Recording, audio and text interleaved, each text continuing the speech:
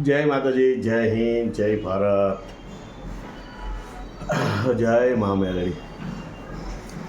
એટલે ઓલો breaking news વારા ઘડીએ કહેતો હોય, પણ આ બ્રેકિંગ ન્યૂઝ આ એની જ બ્રેકિંગ ન્યૂઝ બની ગઈ. લ્યો, કૂતા હાવજને જગાડ્યો.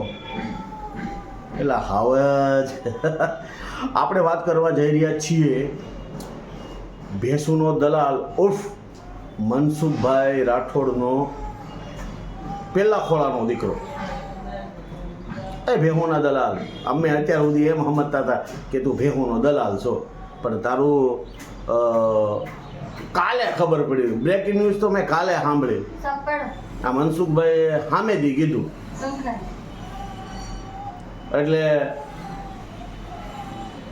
અમને ખબર નથી, પણ આ તો ખબર પડી કે ભેહુનો જે દલાલ જે છે મહુવા બાજુનો બેલમપરનો, આ ભેહુનો દલાલ આ રામોદવાળા મનસુખભાઈ રાઠોડનો દીકરો છે. જો ને એની જેવી શકલ, એના જેવા હેરસ્ટાઈલ, બોલવાની સ્ટાઇલ એ પણ એવી છે, પણ થોડું ડિફરેશન છે. બરાબર. આ ભેહુનો દલાલ છે ને મેન્ટલ છે. બરાબર. મેન્ટલ એટલે કેવા ખબર? એ એમ કહે છે મારું અત્યારે મારી ચાહના વધી ગઈ છે, મારા વિડીયો હાલે છે. આ બુદ્ધિ વગરના લોકો જે હોય એ આવી વાતો કરે. બરાબર. અત્યારે મારું માર્કેટમાં નામ આવી ગયું છે, એટલે તું ભેહુનો દલાલ છો એટલું જ બસ છે. બરાબર. તારી કોઈ વેલ્યુ નથી. બરાબર. આ તું કોકનાઈ પાસેથી શીખી ગયો છો, કોકના રેકોર્ડિંગ ઓડિયો વિડીયો ચડાવવાનું. બરાબર.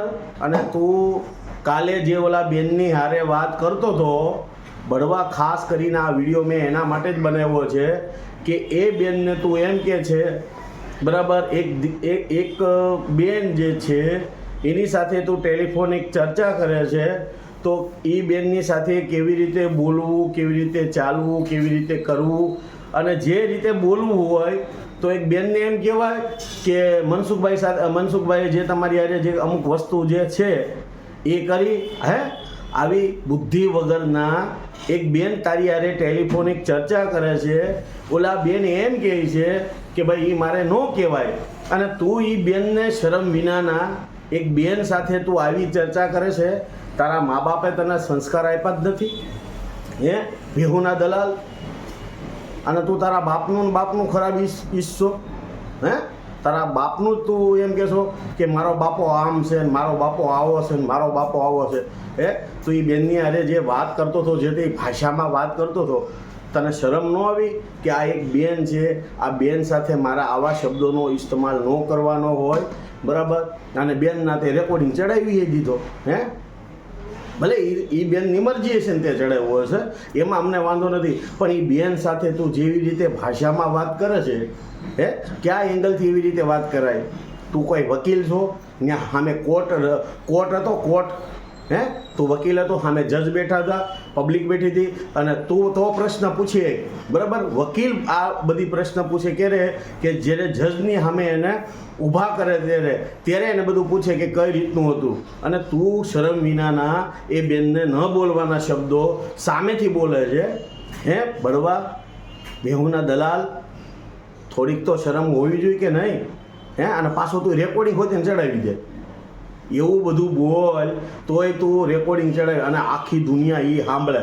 એટલે તારામાં ઉપરમાં માળ ખાલી છે. માળ. મેન્ટલ છો તું. એક નંબરનો મેન્ટલ કોને કહેવાય? મેન્ટલ હોય ને એને મેન્ટલ હોય એ વસ્તુનો એવી રીતે કરે. તો જય હિન્દ, જય ભારત, જય માતાજી, જય મા મેલડી. જય હો માતાજી, જય હો.